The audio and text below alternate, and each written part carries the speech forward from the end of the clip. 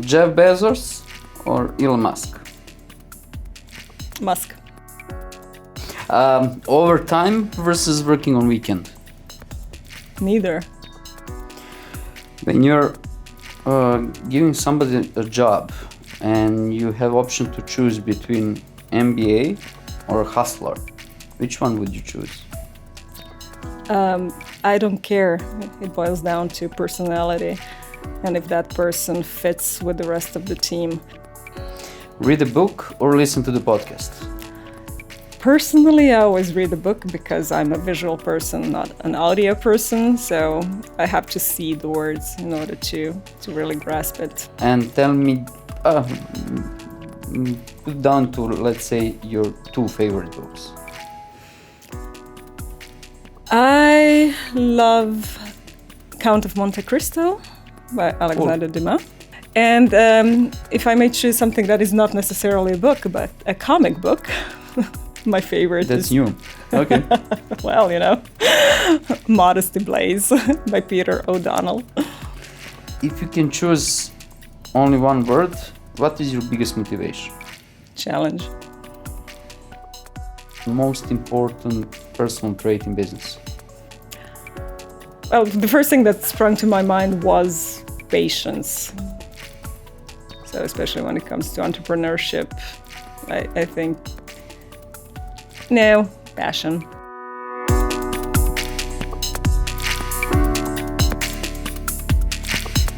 This is Chair, place where we discuss innovations. And today I have a great pleasure to welcome Hajdi Cenan. As one regional magazine has stated, a leading woman in Croatian IT. She's a co-founder and CEO at airt, right? Vice President of CroAI, AI Association of Croatia, and from recently President of Cro StartUp, part of European Startup Network, right? So Hajdi, welcome to Chair. Thank you for having me. So we are going to talk today mostly about Croatian and overall Southeast Europe startup ecosystem, what we have, what we lack, things like that. So let's start with the perspective, with your perspective. Where does this ecosystem stands today? Let's go from Croatia. Well, if you look at Croatian startup scene or tech scene in general, we've always known that we have exceptional talent, that we have very smart people, not just in Croatia, I mean in the region. And predominantly that talent went abroad to work for some big tech companies. And then something started happening, like not even 2 years ago. A huge shift occurred, and suddenly we have a momentum of that scene. It started with Croatia getting its first unicorn with Infobip. That was became a unicorn, I think a year and a half ago. Something like that. In the meantime, we also got a second unicorn with Rimac Automobili, so the guy who managed to make world's fastest electric car from Croatia, which is kind of crazy if you look at it. And then we started getting news about a number of other companies, other startups that were simply, getting their spotlight in the mainstream media because of all of their successes, whether it was crazy exits of $150 million or crazy investments in them, again, tens of millions of dollars, joint ventures with large international brands, getting clients, growing rapidly around the world. And then we realized that, unfortunately, they were living their overnight successes, with those nights lasting for 5, 10, 15 years. But now they finally got to celebrate those successes. But all those successes weren't really a result of the fostering ecosystem. It was more despite it. They didn't succeed because they are startups that started in Croatia. They had to fight their way, and manage to really become those huge successes that we are so proud of today. So if we look at the ecosystem as such, we don't really have a good startup ecosystem. And that is one of the things that we are really working on changing now. Because, okay, the community as such is very good at self-organizing. It's very good at supporting. And that's one of the beauty of this community. And sometimes I feel as if we live in a bubble, because everyone's so supportive of each other. Everyone's actually celebrating others' successes, because that means that if someone else has succeeded, that means I can do it too. And unfortunately, the mindset of the region is not necessarily in that way. But if we really want to, get more and more of such stories and really encourage even younger people, but not necessarily just younger people, but also people who have maybe worked for years in a corporation and would like to start their own business, if you want to encourage them to really go ahead and start, then we really have to build an ecosystem. And that is something that we are lacking in Croatia, but I also dare say in the rest of the region as well. And with that in mind, what would you say are the biggest challenges to create that kind of ecosystem? What kind of support you need, let's say, from European Union? Well, European Union, when it comes to Croatia, can help on a lot of things, because, when the EU creates and brings a directive, then kind of member countries are obliged to follow it. So if we can have the top-down approach from the EU, then it will help us to go the other way around, from our national bottom-up initiatives. And there are a lot of things that need to happen in order to really improve the startup ecosystems. But in my personal opinion, the most important ones are connected to the regulation and legislation. Because if we look at the really countries and areas that are very good, that have huge number of startups, that have huge number of unicorns, and when we're talking about Europe, we're talking about UK predominantly, or we also know that a lot of startups go from Europe to the US. So one of the biggest things and issues that we have is ease of opening and closing the company, because with startups, it's expected that many will fail. But, when you fail, you need to be able to close. But you need to be able to close that business so you can start anew, and not have the tails behind you for ages because of the administration and bureaucracy. Then, issuing and transferring shares of the company needs also to be something that is very simple to do, which is not at the moment. We need to have tax benefits and tax incentives for the investors in the companies, because, again, startups are pretty specific because they usually request some alternate ways of financing at the beginning, because they're not creating revenue from the start very often. They have a lot of investment into creating, to researching and developing the product and solution that they will bring to the market and start selling at some point later on. And when when you still don't have anything tangible, it's very difficult to get, for example, a loan from the bank. No bank will give you a loan. So you need angel investors, you need VC funds, but it has to also be very beneficial for them to invest and to mitigate the risk as well. So if we look again at the UK, they've managed to solve that problem with their investment schemes. You have seed enterprise investment scheme and enterprise investment scheme, where they're really offering tax benefits for those investors who invest in startups, especially with the SEIS in the earliest stages. But those tax benefits are actually given back to the budget almost right away, because if you look, what is it the startups spend their money on? It's predominantly on salaries on people. And, with all our high contribution on salaries in this area, again, it goes back in the budget. And the last thing that is also very, very important that doesn't exist is employee stock option, because talent is scarce at the moment, and you need to attract and retain the best people for your startups. And the best motivation for it is if they can own a share of your company. And at the moment, with how it is in our countries, you can do it, but basically it's not beneficial for them. At the end, they would probably have to pay more taxes than what they would own in the value and in the shares of the company. So those are, just few things that are reliant on the regulation and legislation that need to be changed so that we can really, make a big difference and keep our startups here and not send them away to where they can get that. So that's the situation, basically, what you have there in Croatia. And what about, let's talk about region. And I'm sure that different countries here in the region, Croatia, Serbia, Slovenia, or just leave it for the Southeast Europe, Greece, so on. Is there right collaboration between those countries and ecosystem in those countries?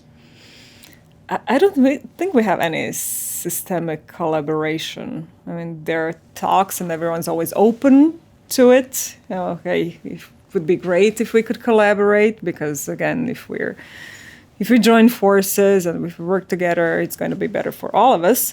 But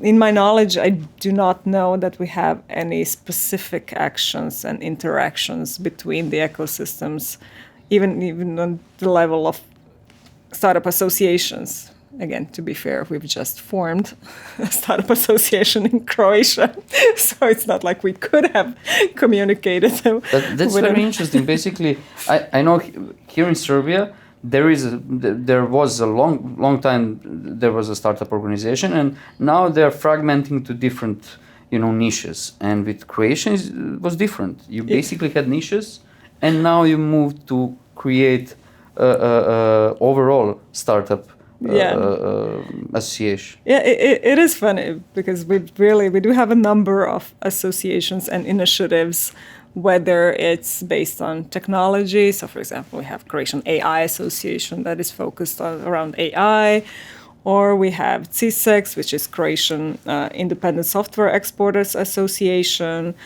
We have a number of local and regional initiatives. So, a number of various organizations that, to be fair, were very well communicating with each other. So maybe that was the reason why we didn't have a national startup association before. There was no actual need. It worked that way?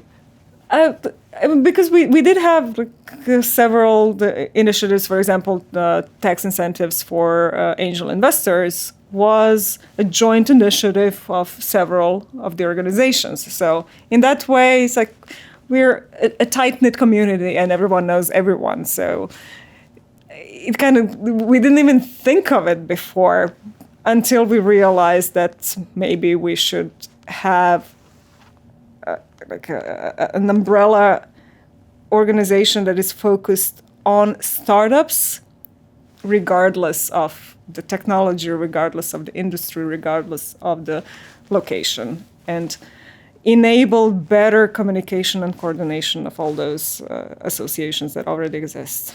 And how, hypothetically, how would you approach this ecosystem on the larger scale to enhance collaboration and cooperation between ecosystems in different countries here in the region?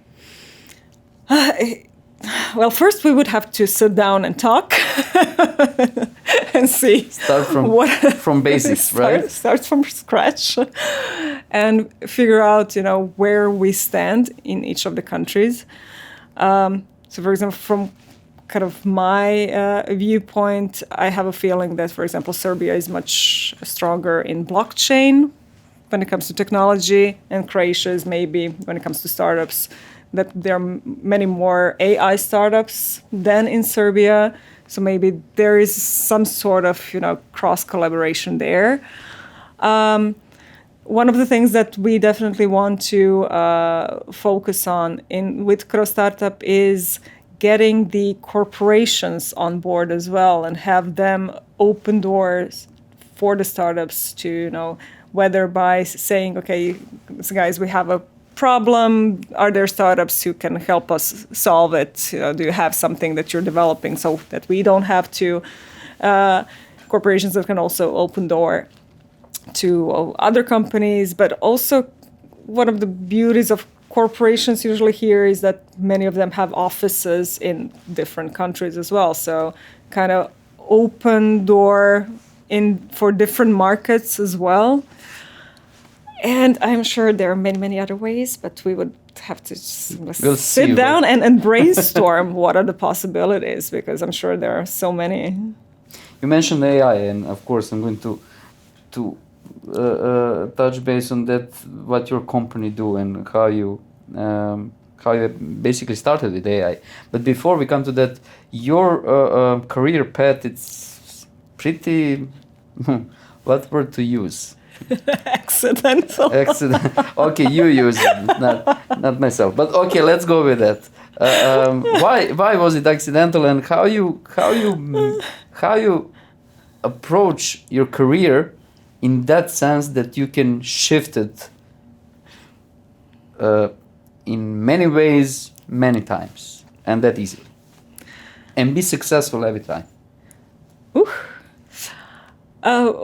I do think it has something to do a little bit with the personality. So I'm one of those people who still doesn't know what she wants to be when she grows up. I simply have so many interests, and it's very difficult for me to choose one thing and stick with it for a very long time and really become an expert in it.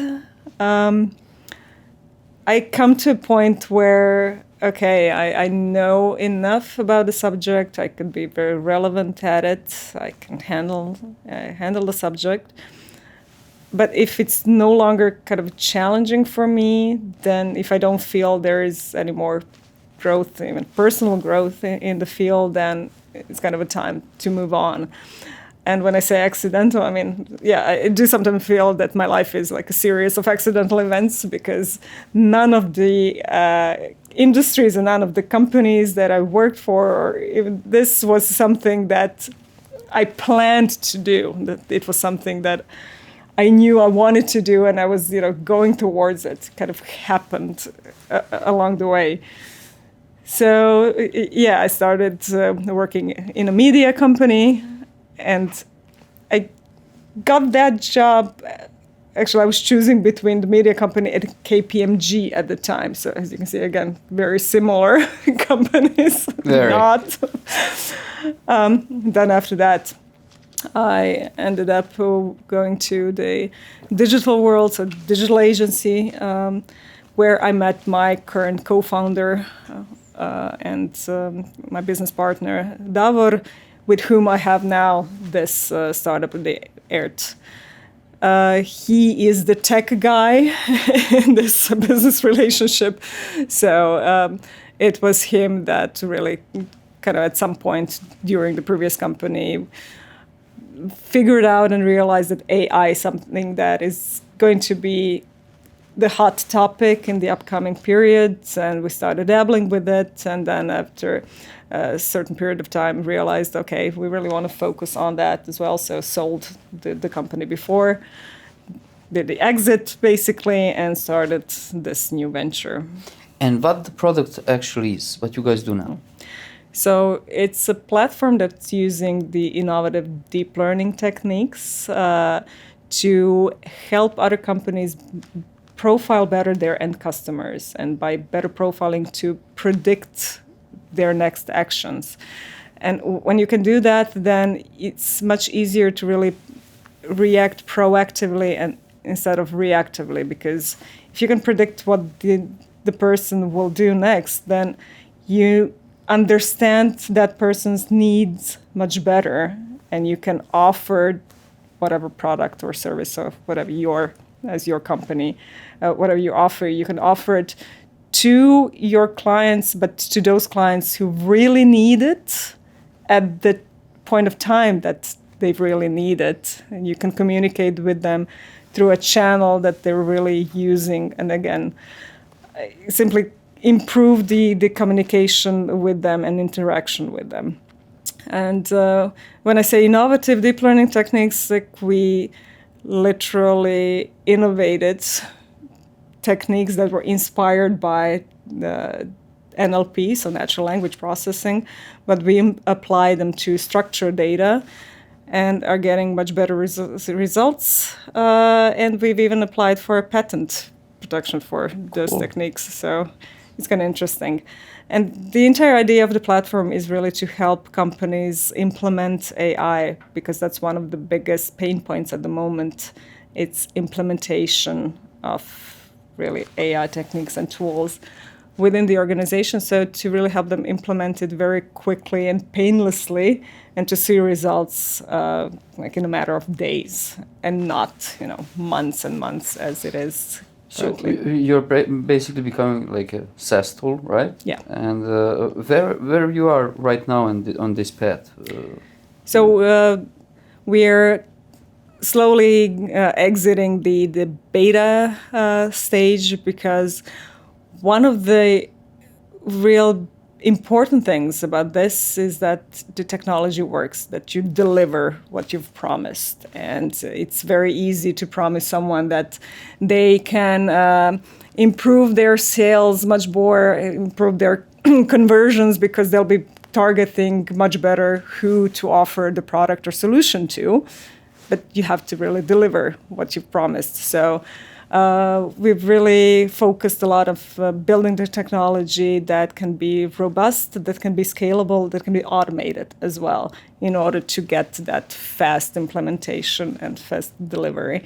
So we're exiting the beta stage now, because we worked with a few select clients to really build the technology. And now we're slowly going out into the real world. And at the beginning, I asked you what is innovation to you? What does it mean? And and you said that you guys innovated to create this platform.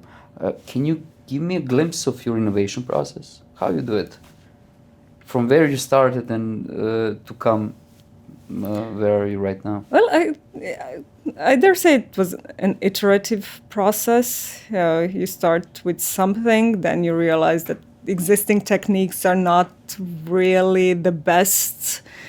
And then you see, oh, this other area is working great. What did they do to become so much better in a short period of time? Because I'm sure you've noticed that there are really leaps and bounds when it comes to processing of language. And if we just look at Google Translate, which a few years back, I think we were all laughing at those translations, and it was a joke to say, right? Yeah, exactly. Yeah, you must have used Google Translate. But today, if you use it, well, it's really good. And I use it almost every day, because sometimes it creates sentences better than I do in different languages. So something happened there, and we decided to see what is it that happened. Realized that they have implemented completely new approach to processing the language. And we said, okay, can we do the same thing, but on this type of data? So we're not dealing with language whatsoever. We're dealing with structured data, with tables, if you want it like that. We tried it, and it's working. So we realized that, okay, we've innovated something that is a bit of an adaptation of what existed already, but we've used it on a completely different area, and it's innovation in that new area. So, while we're still on this subject of AI and in the field that you are doing of processional data, what do you think is future of that field? What's the next big thing there? Wow, it's difficult to say, because there's still so much to do on where we are now. And a lot of things that is going to be worked on is automation of the processes, and so speed of implementation and automation, because we're dealing with a huge number of sort of transactional type of data. It can be literally transactions, but it can be any interaction that company has with its end customers. So even if, for example, you have a mobile app, then you're logging the interaction your end client has with your mobile app, what he or she is doing over a period of time. But if you really want to succeed and compete in the market, you have to act fast. You have to act almost in real time. And in order to have quick reaction, you need automation of everything, of the processing of that type of data. And I think that is something that is going to be a huge focus on. And in the future, God, who knows? I don't have a crystal ball. Do you?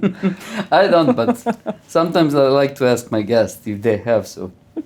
Yeah, not yet. Sorry. usually I finish the show with a future question, but for you I have another one, and it's a bit a personal one because I always do a bit of investigation of my guests here, and what was very interesting for me that you're in one very specific sport, and it's called, let me just say this right, high heel dancing, right? So we talked about your career, we talked about AI, we talked about startup community in Croatia and the region, but what the hell is high heel dancing and how come that you started doing this? Well, it's not sport per se, it's more of a hobby, recreation. It's, again, I started it by accident. Again. as we mentioned, yeah.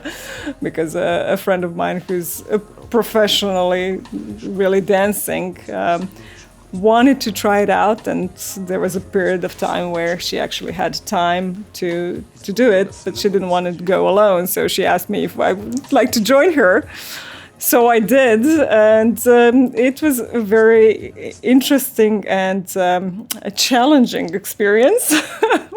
That's why you enjoyed it, actually, right? I think so, because last time I really danced and learned choreography was back in 1997, so it was a while ago. And this had an additional edge to it because when you're really dancing in heels, and I'm talking high heels, but not in a way that you're dancing in a club and just going around and it doesn't have any structure. When you have a choreography that you have to follow, that you have to learn first, and then that you have to follow and really make sure that you do the moves in a controlled way. And when you have the additional element of doing it in heels, it's interesting, it's very creative, and it's very challenging, but it's really fun. So, as I said, have to try something new and have fun doing it. Cool. Hajdi, thank you so much for this. I enjoyed this conversation. It was a bit unconventional. We went different ways, but in different areas, but very interesting. Thank you so much. Thank you again for inviting me. And for you out there, next Thursday, next innovation talk, and subscribe, of course.